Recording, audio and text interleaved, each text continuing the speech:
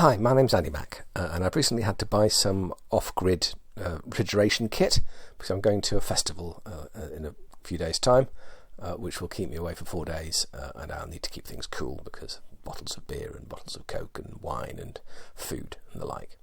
So I've been investigating this and having researched it and looked at Amazon. This is Amazon UK. This is August 2024. I've discovered that what I think is probably the best setup for doing off-grid refrigeration at the moment in terms of budget and bangs for the buck and value. I have bought 3 pieces of kit, being a fridge and a power station, which is a battery with an inverter in it, and the solar panels. So I can go through those. I have tested all of them, so I can tell you how they particularly perform, and they're all performing very well.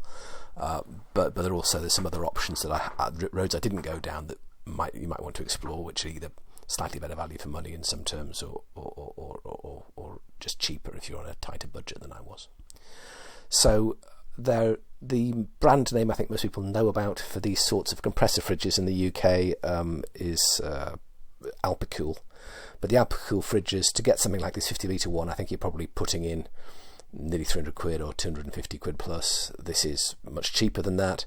I think it uses the same compressor. It seems they all seem to have this Eco and Max setting, and this one's got a Bluetooth thing, but I haven't bothered with that because you can actually just, all the settings you need you can do from the front. You don't really need to do them remotely, so you're not really going to change them, I don't think, once you've got them. So I don't really bother with the Bluetooth app, but there is one.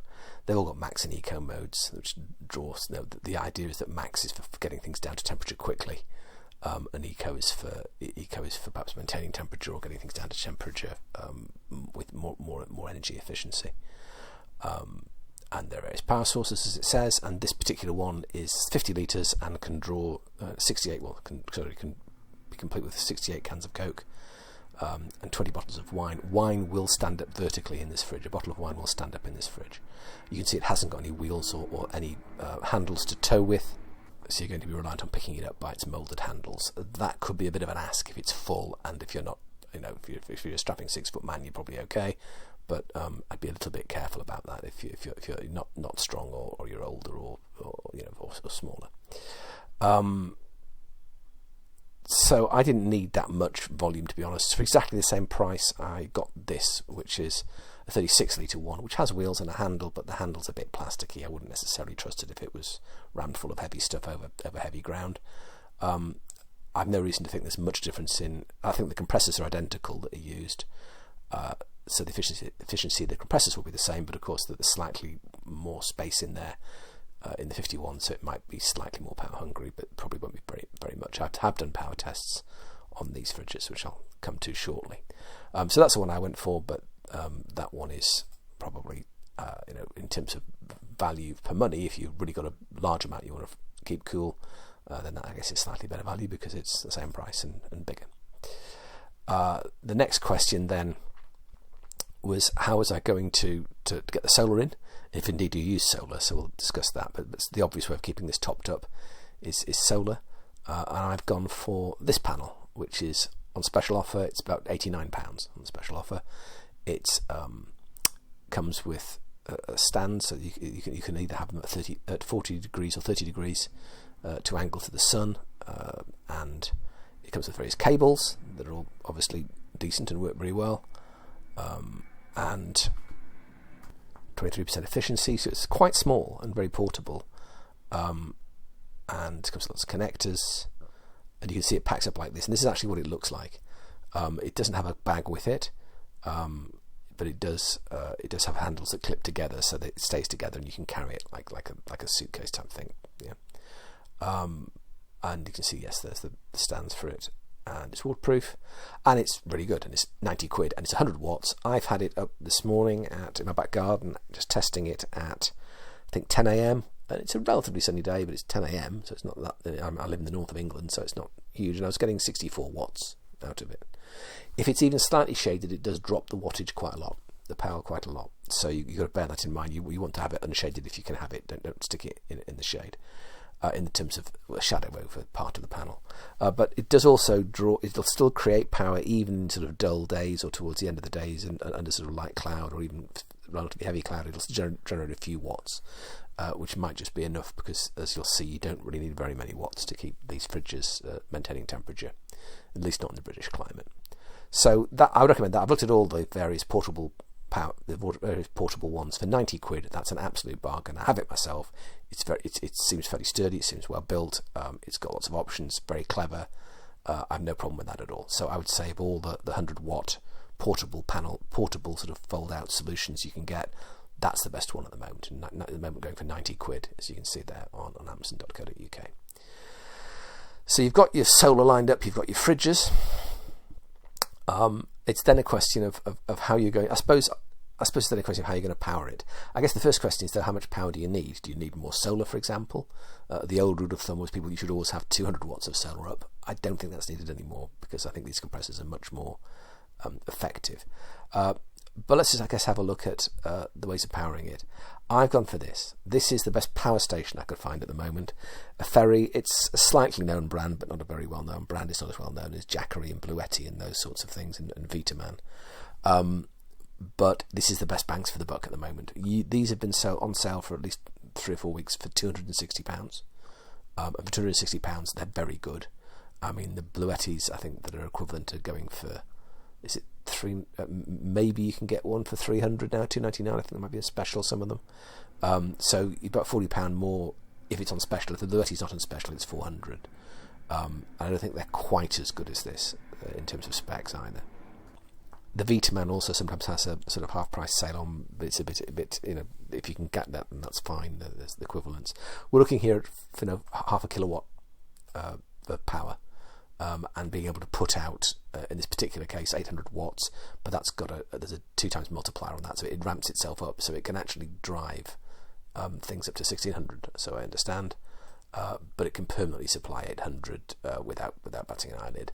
Over 800, I understand it throttles down a bit. So if it's meant to be 1,000-watt, I don't know, hair curlers or hair dryer or something, it will power it. It'll start it, but it'll throttle back, so it's not running it at full power. I understand that's how it kind of works.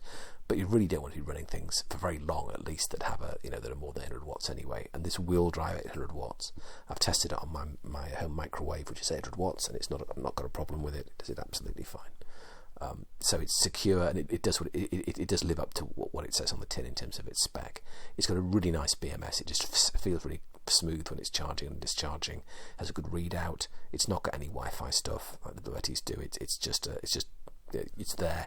You physically do what you do, but it's got quite a lot of charging for phones, as you can see. You can charge 5 phones at once on that. It's got obviously it's got a port for the socket that comes with the cigarette lighter type socket, the female cigarette lighter entry, so you can run, for example, the fridges use that, so that's what you plug your fridge into, that socket there. In this, it's got light, it's got power, it's got 240 volts AC. You can also turn to 110 if you want as well, if you're American, but its default settings 240 AC, and it takes input from both solar up to 200 watts per hour.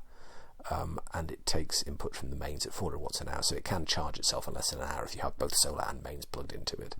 It's probably not necessary, but it can do.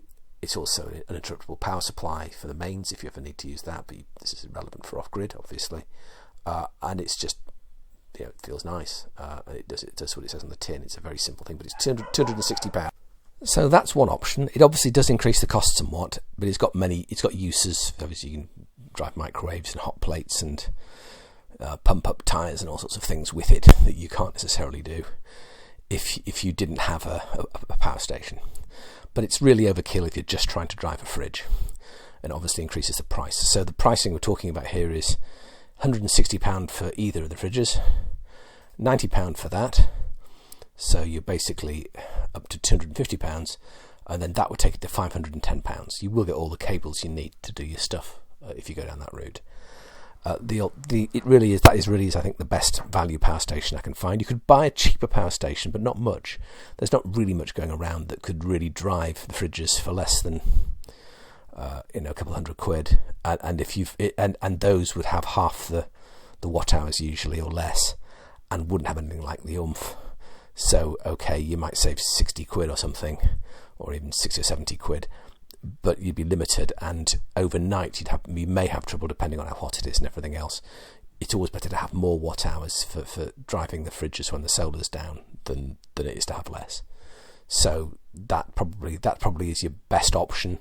If you're going to go the power station route, very hard to find a better option than that at the moment, I think, or at least on Amazon UK. Your alternative, if you want to go, so the total price of that's about £510 for that solution that we've suggested, which I think is not bad. But if you're a real budget and you want to go even cheaper, there is another option, which is not powering it by way of a power station, but powering a battery, a lithium-ion battery, by way of solar, and then powering the fridge from the battery. Now, classically, you're always told you should put an MPPT controller in between the solar and the battery, so there's smooth power going into the battery. And that costs about £30 usually. The cheapest ones you can get them for are sort of 20 or 30 quid, which would add another 20 or 30 quid plus the battery price. I don't think that's really necessary though, because the EcoWorthy, the people that did the solar panel, currently have a lithium-ion battery which is 30 amp hours, and that's £99 minus 10%, so it's £90 again, and that has BMS in it. Basically, it's running eBMS, so it won't. It protects it from overcharge, so it won't be overcharged by the solar, and it won't be deep discharged to suck totally dry by the fridge. So that's probably okay. It's 30 amp hours. It has 384 watt hours of power storage, so that's okay. However, you would still, even if you're going to skip having an MPPT controller in the middle, which you don't have to, but you can, you would need to sort out some sort of connectivity from the solar panel, which has, I think, an Anderson cable end. So you'd need a female Anderson cable to rings or clips, so you can charge a battery via the solar, and then from the battery to the fridge, you need somehow to get an output that is a female cigarette lighter, because remember the fridge uses a male cigarette lighter to draw 12 volts. So you would need a couple of, so that's 90 quid, that's be added to your 250, so that would come down at £340. But then you'd need these two, which is about another 20 quid with the cables together.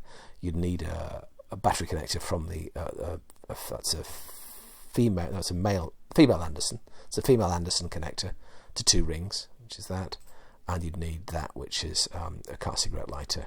So that's the rings out to the female cigarette lighter that you plug your fridge into.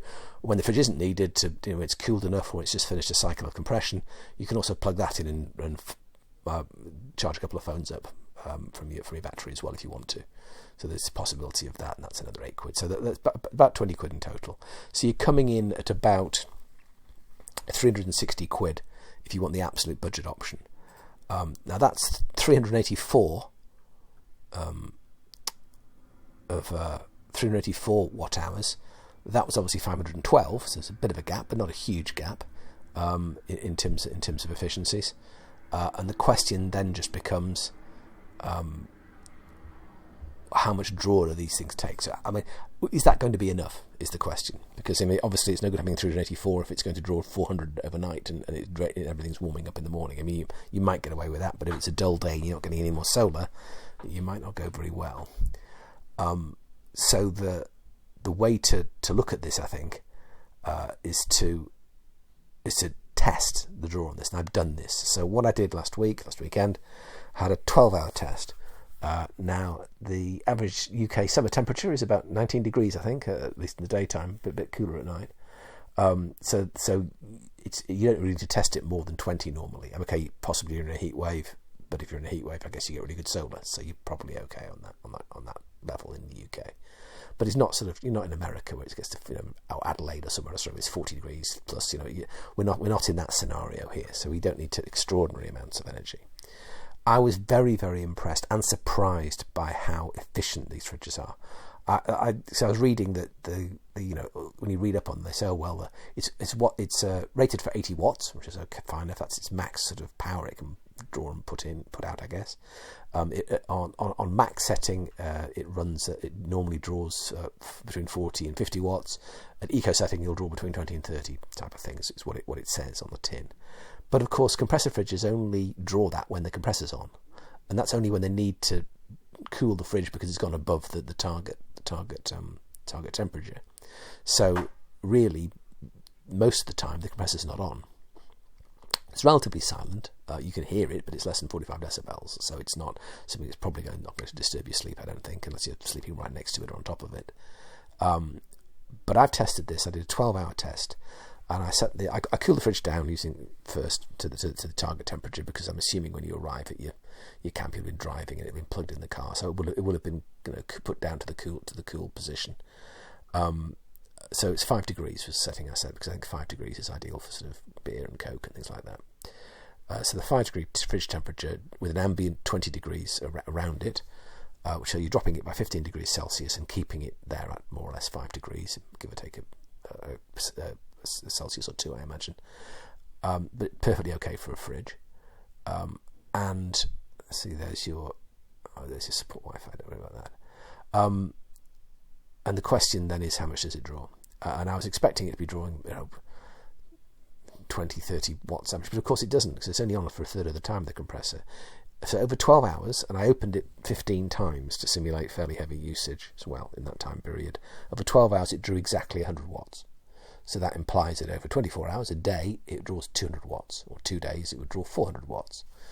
Now of course, if I've got 512 watt hours already in the battery, that's 51 hours plus, or perhaps slightly more, because it's not quite it's slightly better than that, but let's round up 8.3 to 10 watts an hour, just for the ease of thing. It's 51 hours of battery time. So you're talking about 50 hours it can do without any sort of solar input at all, which is more than 2 days.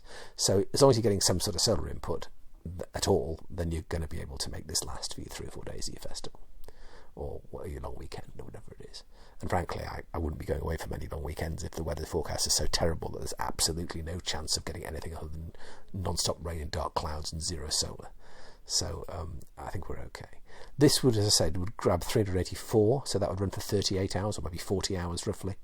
That would run for 40 hours on its own, so nearly 2 days again.